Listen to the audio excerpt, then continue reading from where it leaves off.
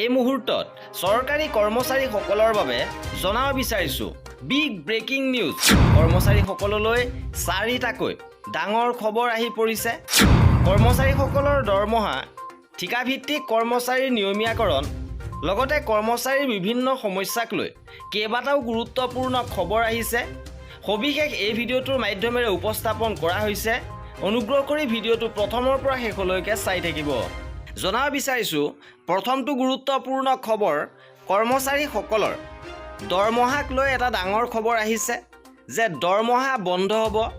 কৰ্মচাৰীসকলে 15 আগষ্টৰ ভিতৰত ফিন আছামত তথ্য আপলোড নকৰিলে বন্ধ হ'ব কৰ্মচাৰীৰ দৰমহা। ইয়াক লৈ নিৰ্দেশনা প্ৰকাশ হৈছে। Name, spouse name, date of joining, date of birth আদি তথ্য আপডেট কৰিবৰ বাবে কোৱা হৈছিলে। আৰু এই তথ্য আপডেট নকৰিলে দৰমহা বন্ধ হৈ পৰিব। গতিকে কৰ্মচাৰীসকলে অতি শীঘ্ৰে এই আপডেটসমূহ কৰি ৰাখিব। এইবাৰ জনাব বিচাৰিছোঁ আজিৰ দ্বিতীয়টো গুৰুত্বপূৰ্ণ খবৰ যে দীৰ্ঘদিনীয়া সমস্যা সমাধানৰ আহ্বান। মুখ্যমন্ত্ৰীক অসম আৰক্ষীৰ 4ৰ্থ বৰ্গ কৰ্মচাৰী কল্যাণ সন্থাৰ সাক্ষাৎ আৰু বিভিন্ন সমস্যাৰাজি সম্পৰ্কে দাবী উত্থাপন হৈছে। দিছপুৰৰ জনতা ভৱনত অৱস্থিত মুখ্যমন্ত্ৰীৰ কাৰ্যালয়ত অসম আৰক্ষীৰ 4ৰ্থ বৰ্গ কৰ্মচাৰী কল্যাণ সন্থাৰ এটা প্ৰতিনিধিৰ দলে মুখ্যমন্ত্ৰী ডক্টৰ হিমন্ত বিশ্ব শৰ্মাক সাক্ষাৎ কৰিছে। সন্থাৰ হৈ সাক্ষাৎকালত প্ৰতিনিধি দলটোৰ কাৰ্যকৰী সভাপতি নন্দেশ্বৰ নেওগ, সম্পাদক প্ৰধান প্ৰণৱ দাস আৰু বিত্ত সম্পাদক দিলীপ দাস উপস্থিত আছিল। আৰু সাক্ষাৎকালত সন্থাৰ প্ৰতিনিধি দলটোৱে অসম আৰক্ষীৰ 4ৰ্থ বৰ্গৰ কৰ্মচাৰীসকলৰ দীৰ্ঘদিন ধৰি সন্মুখীন হৈ অহা বিভিন্ন অভাৱ অভিযোগৰ সমাধান কৰিবলৈ মুখ্যমন্ত্ৰীক অনুৰোধ জনাইছে। আৰু বৈঠকত অসম আৰক্ষীৰ 4ৰ্থ বৰ্গত কৰ্মৰত কৰ্মচাৰীসকলৰ APL ছুটি প্ৰদান, শিক্ষিত কৰ্মচাৰীসকলক জ্যেষ্ঠতা আৰু যোগ্যতাৰ ভিত্তিত পদোন্নতিৰ ব্যৱস্থা কৰা, 4ৰ্থ বৰ্গৰ কৰ্মচাৰীসকলক 5% অনুকম্পামূলক ভাত্তা প্ৰদান আদিৰ সন্দৰ্ভত মুখ্যমন্ত্ৰীৰ লগত হোৱা সাক্ষাৎকালত বিতংভাৱে আলোচনা কৰা হৈছে।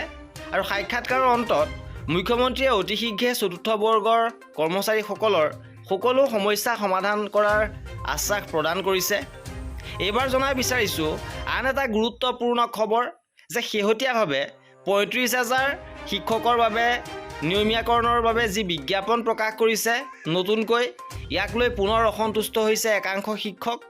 কাৰণ 5 বছৰ শিক্ষকতাৰ চৰ্তৰে যি বিজ্ঞাপন প্ৰকাশ কৰিছে ইয়াত বঞ্চিত হ'ব 3,753 গৰাকী টেট শিক্ষক। প্ৰকাশ কৰা বিজ্ঞাপনত দিয়া চৰ্তই শিক্ষকসকলৰ চকু কপালত উঠাইছে।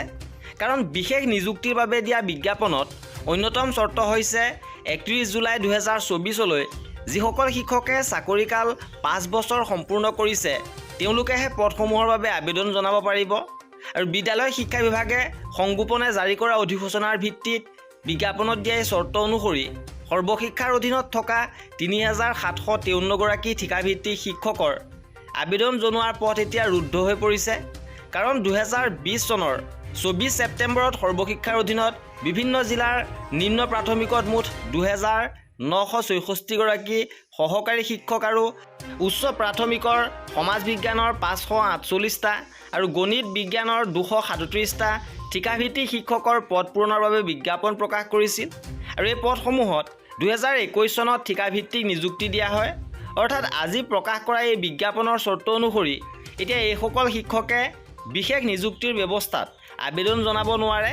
কাৰণ তেওঁলোকে কৰা চাকৰিকাল 5 বছৰ সম্পূৰ্ণ হোৱা নাই।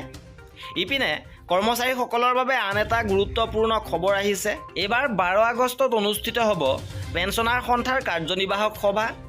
চৰকাৰী পেঞ্চনাৰ সন্থা অসমৰ 2024-26 কাৰ্যকালৰ প্ৰথম কাৰ্যনিৰ্বাহক সমিতিৰ সভাখন অহা 12 আগষ্টত পুৱা 10:30 বজাত গুৱাহাটীৰ চানমাৰীস্থিত পেঞ্চনাৰ ভৱনৰ প্ৰেক্ষাগৃহত অনুষ্ঠিত হ'ব।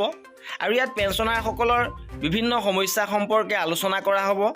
জানিব পৰা গৈছে যে সভাত পেঞ্চনাৰসকলৰ সমস্যা সম্পৰ্কে আৰু বিভিন্ন সামাজিক কামৰ লগতে সাধাৰণ সভা অনুষ্ঠিত কৰাৰ বাবে আলোচনা আৰু সিদ্ধান্ত গ্ৰহণ কৰা হ'ব। উক্ত সভাত সকলো উপদেষ্টা, বিষয়ববীয়া, কাৰ্যনিৰ্বাহক সমিতিৰ সদস্য আৰু শাখা সম্পাদকসকলক উপস্থিত থাকিবলৈ সন্থাৰ সভাপতি আৰু প্ৰধান সম্পাদকে অনুৰোধ জনাইছে। এয়া আছিল আজিৰ ভিডিঅ'টোত। কৰ্মচাৰীসকলৰ এনেধৰণৰ খা খবৰৰ বাবে আমাৰ চেনেলটো ছাবস্ক্ৰাইব কৰি ৰাখিব। শেষৰলৈকে চোৱাৰ বাবে বহুত ধন্যবাদ।